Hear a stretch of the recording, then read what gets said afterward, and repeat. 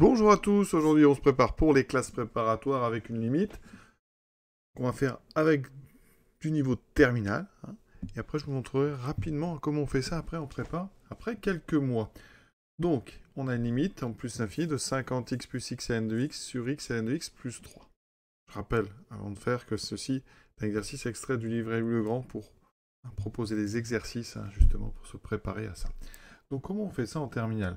On a d'abord, pour remarquer tout de suite que c'est une forme indéterminée. En haut et en bas, ça tend vers plus l'infini. Donc la méthode qui marche, c'est de factoriser par le terme chaque somme qui vous paraît dominant. Donc il faut connaître un petit peu. Il faut savoir que x en plus l'infini est prépondérant par rapport au logarithme. C'est-à-dire qu'il est beaucoup plus fort. Donc ici, on voit bien qu'en haut, le terme le plus fort, c'est x ln de x.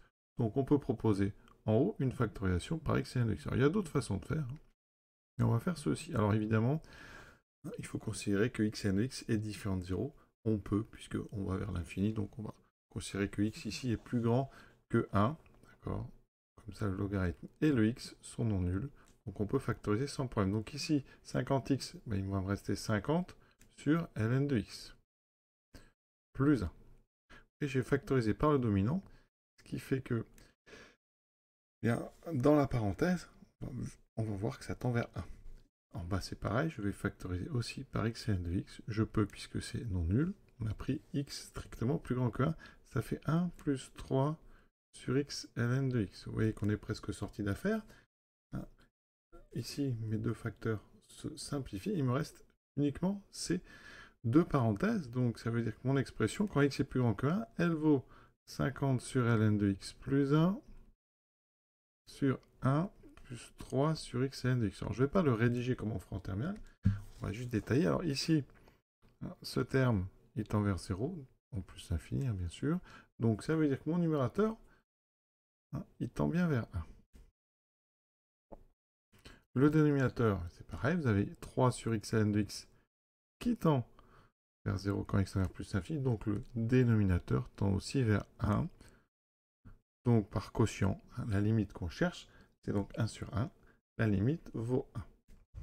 Bien, cette idée de termes qui sont plus forts que les autres, on va l'avoir dans un chapitre de prépa qui s'appelle les équivalents.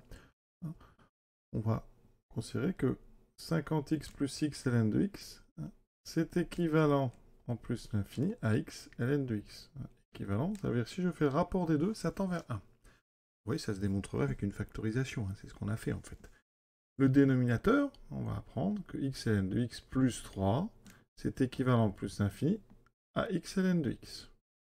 Évidemment, tout ça va se démontrer et s'expliquer avec des propriétés et des définitions rigoureuses. Et on apprendra que les équivalents marchent très bien avec les quotients, et donc notre 50x plus x ln de x sur x ln de x plus 3 sera équivalent au rapport de nos deux ici qui vaut 1.